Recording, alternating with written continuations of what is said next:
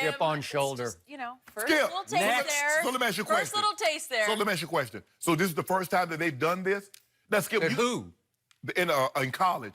So when was the first year that college players didn't cross the midfield to shake hands? I mean, I don't think they've ever done it. Exactly. Yeah. So how long they been doing this in the NFL? 100 years. And so now one guy's going to come in because, oh, I'm not used to. There's a lot of things you're not used to. Well, he had the guts to say it. Yeah. We're going to slowly learn You know more and more Weston. about him as he Shannon, continues you to ought talk, to be which ashamed I'm of learning. yourself, I could yeah. talk about Kyler all day. We got to switch gears to another highly anticipated debut. Daniel Jones of the Giants, the Duke rookie, went 5 for 5 for 67 yards in his only series against the Jets last night, capped by a touchdown pass to Benny Fowler. Meanwhile, Eli Manning went 3 and out in his only series, and when asked about a possible quarterback controversy after the game, head coach Pat Shermer told everyone to, quote, slow your roll. Shannon, how impressive was Daniel Jones? Again, they kept it very, very simple. Quick throws. You know you're going to get basically 2 coverages. You're getting single high or you're getting cover 2. That's it. And I would be concerned if a quarterback did struggle when he's going against basic coverage. And that was the thing that got coaches upset. It's like, son, it's not going to get any easier than this. It only gets more difficult. Now you're going to start seeing the coverages where they get exotic. Maybe you see the brackets. Maybe you see the combo coverages. You're not going to get any of that in the first preseason game, Skip, because you're playing a lot of guys that's probably not going to make your final roster. So you want to keep it as basic as possible.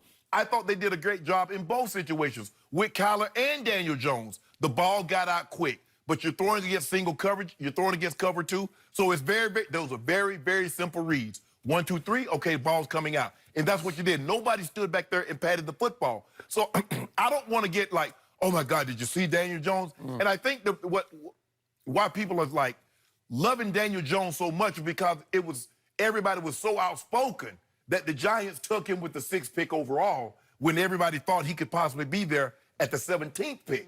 And so now he looks somewhat decent. Everybody's like, yeah, everybody gonna be eating crow. Oh, slow down. Y'all know how these things work. NFL has a way of humbling. Even the greatest college quarterback that comes into the NFL, Skip, struggles at some point in time.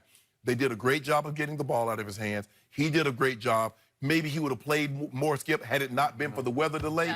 But I thought he did a good job, like Kyler, getting the ball out of his hands and moving forward. But I'm not putting hope like, oh my, okay, there it is. That's him. He gonna be the next. He about to take over New York. Stop it. So I'm with you to the point that I'm not going to be a hypocrite because as impressed as I was with Kyler Murray, just eye testing the young rookie, first splash. Right. I was even more impressed with Daniel Jones. I'm not a fan. I told you I wasn't a fan before the draft. I didn't watch a lot of Duke football, but I watched enough that I would have not even been surprised if he was a 5th-round pick. Right. And he went near the top of the draft He did. in a shock. So would I trust what I saw last night? I would not. Would I take it to the long-term bank? I definitely would not.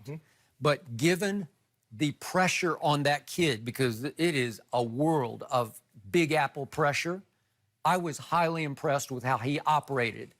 Albeit against a Jets defense that had about half of its starters on the field.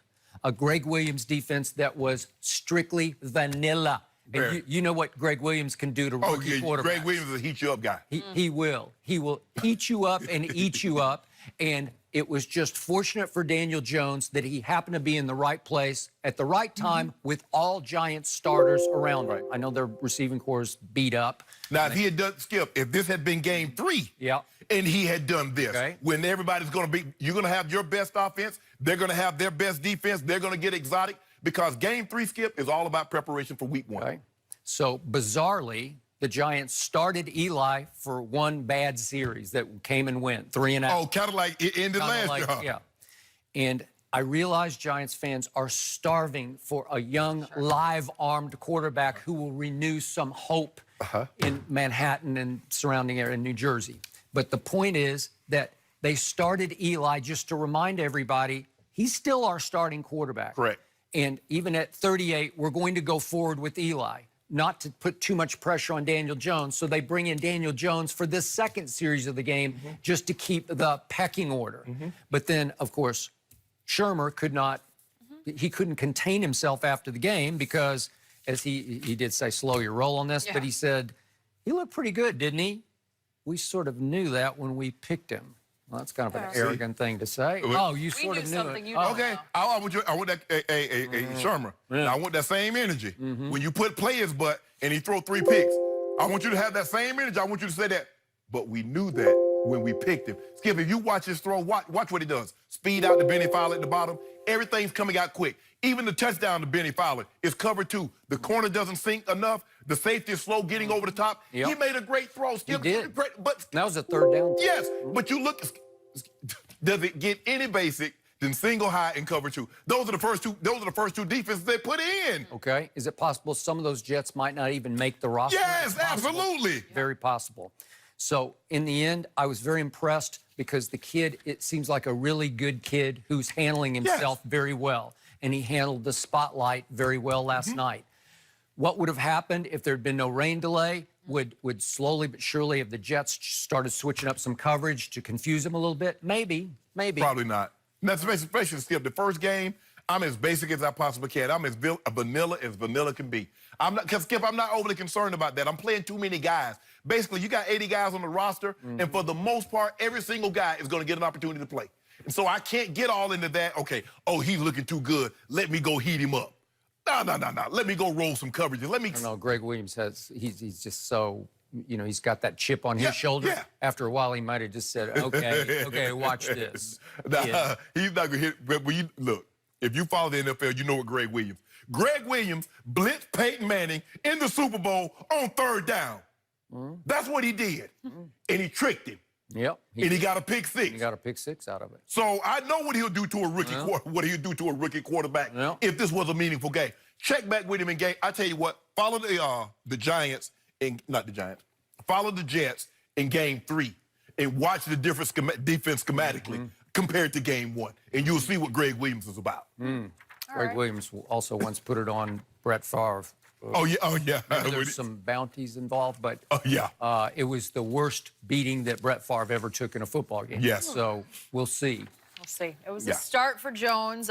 Giants face the Bears next Friday, so perhaps we'll get a little more preview. But either way, it's a good start for these rookies. It was a great start, but man, A small start. I mean, the way the Giants color team was talking, I was like, oh my goodness, boy, they done stumbled on Peyton Manning.